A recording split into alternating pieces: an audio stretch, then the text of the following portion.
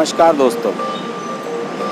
कुछ लोगों से आपने सुना होगा कि राजनीति बड़ी कुत्तिश है।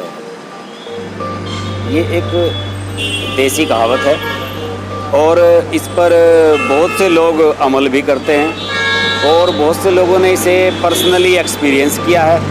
बहुत से लोगों ने अपने साथियों के अनुभव को दूसरों से शेयर किया है और ये बताया है कि राजनीति कितनी गंदी चीज़ है, लेकिन फिर भी इसमें लोग आना चाहते हैं, फिर भी लोग इसमें शामिल होकर नाम कमाना चाहते हैं, फिर भी लोग इसके लिए अपनी पीढ़ी दर पीढ़ी बर्बाद करते हैं, फिर भी लोग राजनीति में आकर अपने आप को एक बड़ा स्टार समझने लगते हैं, अपने आप को पार्टी से बड़ा समझने लगते हैं, अपने आप को ये समझने लगते हैं कि हमने पता नहीं दुनिया की कितनी बड़ी चीज़ आज फतेह कर ली है। तो दोस्तों, ये भाषणबाजी मैं आपको इसलिए कर रहा हूँ कि अभी रिसेंटली 2-3 ऐसे मामले हुए हैं जिन मामलों में राजनीति के अलग अलग चेहरे सामने आए हैं। 3 उदाहरण मैं दूंगा आपको और इन्हीं से ही सारी बात स्पष्ट हो जाएगी। कल एक वाकया हुआ जब भोपाल से चुनाव लड़ रही साध्वी प्रज्ञा ठाकुर ने एक बयान दे दिया। दरअसल हुआ ये कि साध्वी प्रज्ञा ठाकुर को मालेगांव जो विस्फोट हुए थे 2008 में, उस मामले में एंटी टेररिस्ट एक्टिविटीज़ के तहत गिरफ्तार किया गया था और बाद में वो जमानत पर रिहा हो गई। लगभग 8-7 साल उन्हें जेल में रहना पड़ा। तो उसके बाद अब हुआ ये है कि भोपाल से भारतीय जनता पार्टी ने उन्हें दिग्विजय सिंह के सामने अपना प्रत्याशी बना दिया है। दिग्विजय सिंह जो कि कांग्रेस के बड़बोले नेता हैं और हिंदू आतंकवाद की बात करते रहे हैं। तो हुआ ये कि साध्वी प्रज्ञा ने एक सभा में पार्टी कार्यकर्ताओं की और जनसभा टाइप की एक छोटी सी सभा में अभी 2 दिन पहले रात के समय किसी सभा में अपनी पीड़ा बयान की और उन्होंने बताया कि जब उन्हें जेल में रखा गया था तो हेमंत करकरे जो कि चीफ हुआ करते थे एंटी टेररिस्ट स्क्वाड के बम्बई में, उन्होंने कितना प्रताड़ित किया था और उन्हें अब्यूज़ किया था फिज़िकली, मेंटली, और उन्हें फंसाने की कोशिश की थी और ये कहा था कि इन्हें तो मैं किसी भी हालत में बाहर नहीं आने दूंगा। सब ज़मीन से खोद के निकालने पड़े सबूत, चाहे आसमान से निकालने पड़े, लेकिन मैं साध्वी प्रज्ञा के खिलाफ सबूत जरूर जुटाऊंगा, जो कि नहीं जुट पाए और बाद में वो जमानत पर रिहा भी हुई। हेमंत करकरे वही शख्स हैं जो मुंबई हमले के समय शहीद हो गए थे, उन्हें अशोक चक्र से सम्मानित भी किया गया था। इस बात में कोई बुराई नहीं थी, लेकिन साध्वी प्रज्ञा ने एक बात गलत कह दी। साध्वी प्रज्ञा ने अपनी पीड़ा बयान करते करते जोश में आकर ये कह दिया कि मैंने, जब मुझे हेमंत करकरे प्रताड़ित कर रहे थे तो मैंने उन्हें श्राप दिया था कि जाओ तुम जिंदा नहीं रहोगे, और हेमंत करकरे 7 दिन 8 दिन के अंदर ही मारे गए, उस हमले में शहीद हो गए जो मुंबई में हुआ था।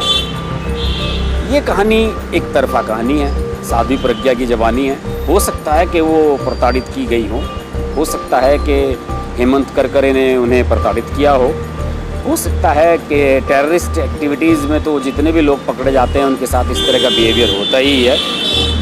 लेकिन साध्वी प्रज्ञा का ये कहना कि मेरे श्राप से वो नहीं रहे इस दुनिया में हेमंत करकरे, तो ये एक बड़बोलापन ही है और इसको मतलब राजनीतिक दृष्टि से तो गलत ठहराया ही जाएगा। अब देखिए साध्वी प्रज्ञा की वो देखिए स्थिति कि अब चूंकि वो प्रत्याशी हैं तो उन्हें माफ़ी मांगनी पड़ी। भारतीय जनता पार्टी ने उससे अब किनारा कर लिया और कहा कि आपको इस पर माफ़ी मांगनी होगी। सारे देश में उनकी आलोचना हुई, लोग ये भूल गए कि क्या वास्तव में प्रज्ञा के साथ ऐसा हुआ होगा। अगर आप लोगों ने रजत शर्मा जी के शो आपकी अदालत देखा हो टीवी पर, उसमें साध्वी प्रज्ञा आई थी, उसमें साध्वी प्रज्ञा ने अपनी सारी कहानी बताई थी और ये बताया था कि किस तरह से उन्हें प्रताड़ना मिली थी। तो वो कोई, मुझे नहीं लगता कि झूठ कह रही हैं। हाँ, ये ज़रूर है कि उन्होंने अपने आप को साध्वी और भगवान का प्रतिनिधि दिखाने के लिए ये बड़बोलापन दिखा दिया कि उनके श्राप से हेमंत करकरे का निधन हो गया। बहरहाल, आप राजनीति में जब आते हैं तो आप सबसे कमज़ोर होते हैं। आप कितने भी सच्चे हों, लेकिन अगर आपका पॉलिटिकल स्टैंड पार्टी से नहीं मिलता है, आपको माफ़ी मांगनी होती है, और ये इस वाक़ये ने साबित कर दिया। दूसरा वाक़या ऐसा ही एक राजनीतिक वाक़या है। मुलायम सिंह यादव और मायावती के बीच जो दुश्मनी रही है, वो दुश्मनी 25 साल पुरानी है। 1995-94 की बात है, जब मायावती पर हमला हुआ था और उस गेस्ट हाउस प्रकरण में मुलायम सिंह और उनके कुछ साथी नेता जो हैं वो इन्वॉल्व थे, और आरोप लगे थे। मायावती ने कहा था कि मुलायम सिंह यादव ने गेस्ट हाउस में घेर कर मेरी हत्या करने की कोशिश करवाई, मुझ पर जानलेवा हमला कराया। इस तरह की बातें मायावती ने उस समय कही थी, और वो अपना सबसे बड़ा दुश्मन मानने लगी थी मुलायम सिंह यादव को। ये दुश्मनी 25 साल चली। लेकिन फिर कहूँगा कि राजनीति बड़ी गंदी शय है। राजनीति ने ऐसा दिन दिखाया कि मायावती की भी हालत राजनीति में कमज़ोर हो गई, और उनके प्रतिद्वंदी मुलायम सिंह यादव की भी हालत बहुत कमज़ोर हो गई। उनके बेटे अखिलेश यादव ने मायावती से समझौता करा, और उन्होंने लोकसभा चुनाव 50-50 सीटें बंटवारा करके लड़ने का फैसला किया। तो दोस्तों, देखिए वक्त कैसे बदलता है।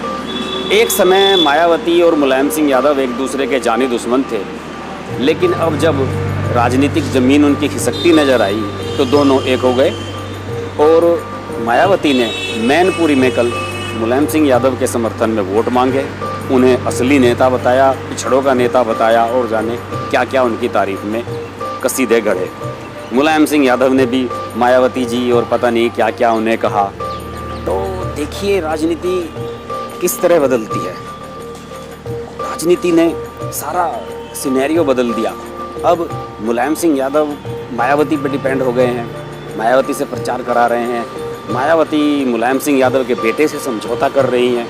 देखिए कितनी चीज़ें बदल रही हैं। तो राजनीति में आप कुछ भी परमानेंट नहीं मान सकते। राजनीति में कभी भी आपके हित बदलते हैं, आपके स्टैंड बदलते हैं, और सब कुछ बदल जाता है आपका पल भर में ही। तो ये स्थिति काफ़ी मतलब मेरा कहना चाहिए कि बड़ी अजीबोगरीब है कि मुलायम सिंह यादव जैसे नेता को आज मायावती से अपना प्रचार करवाना पड़ रहा है। तीसरा उदाहरण, प्रियंका चतुर्वेदी कांग्रेस की प्रवक्ता थी अभी 2 दिन पहले तक।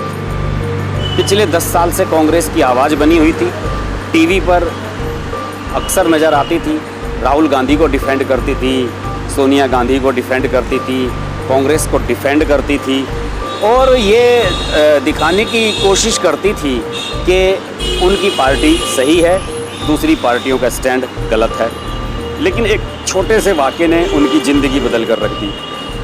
अब उन्हें अपनी एक ऐसी पार्टी ज्वाइन करनी पड़ी है जिसकी विचारधारा उनकी दूसरी पार्टी से बिल्कुल अलग है, शिवसेना।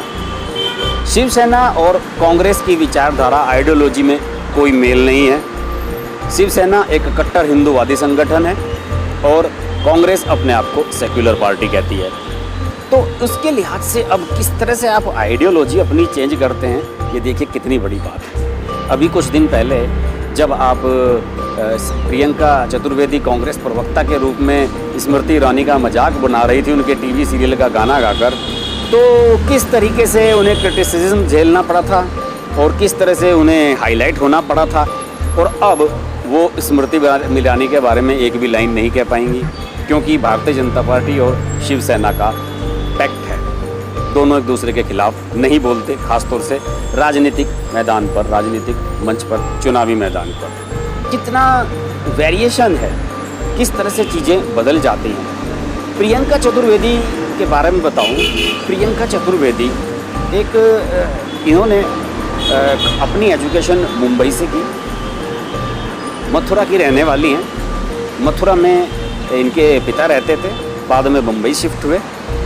मुंबई में शिफ्ट होने के बाद ये वहाँ पर पढ़ी। इनकी एजुकेशन कॉन्वेंट स्कूल में हुई, लेडी नर्सी कॉलेज शायद उस कॉलेज का नाम है, जहाँ से इन्होंने अपनी ग्रेजुएशन की। उसके बाद ये एक कंपनी में एम्प्लॉय हो गई, एक पीआर कंपनी में एम्प्लॉय होगी, और फिर उसके बाद ये कलकत्ता चली गई कुछ समय के लिए। मुंबई बेस्ड रही वैसे।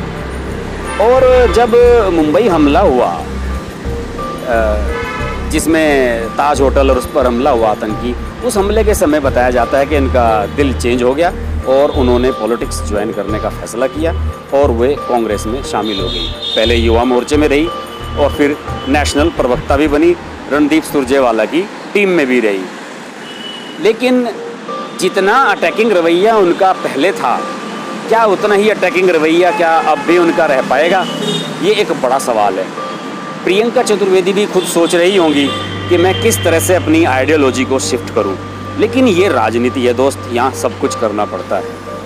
आज का वीडियो मेरा सिर्फ यही है कि राजनीति एक आइडियोलॉजी है, आप किसी भी आइडियोलॉजी से जुड़ सकते हैं, लेकिन उस आइडियोलॉजी में जुड़कर इंसान को अपना वजूद नहीं खोना चाहिए, अपने आप को स्ट्रॉन्ग रखना चाहिए, अपने आप को न्यूट्रल बनाए रखने की कोशिश करनी चाहिए, वरना आपको वही होना पड़ेगा कि आपको जिसे कहते हैं कि थूक कर चाटना होगा। आज साध्वी प्रज्ञा के साथ वही हुआ, प्रियंका चतुर्वेदी के साथ वही हुआ, और यही मुलायम सिंह और मायावती के साथ हो रहा है। बहरहाल ये 3 वाक़ये आँख खोलने वाले हैं, और जो लोग आँख मूंदकर इन राजनीतिक पार्टियों के पीछे दौड़ते रहते हैं, उनके लिए सबक हैं कि आप आँख मूंद कर अपने नेताओं को अपना भगवान ना माने, खोल कर आँखें ध्यान से देखें कौन क्या कर रहा है, क्योंकि समय मिलने पर ये लोग भी कुछ भी कर लेते हैं, दुश्मनों को गले लगा लेते हैं और कुछ भी कर कर सारी पुरानी बातों को बिसरा देते हैं। देखते रहिए हर्ष की बात लाइव। नमस्कार। अगर आपको हमारी वीडियो पसंद आई तो हमारा चैनल हर्ष की बात लाइव सब्सक्राइब करें और नोटिफिकेशंस के लिए बेल आइकन प्रेस करें।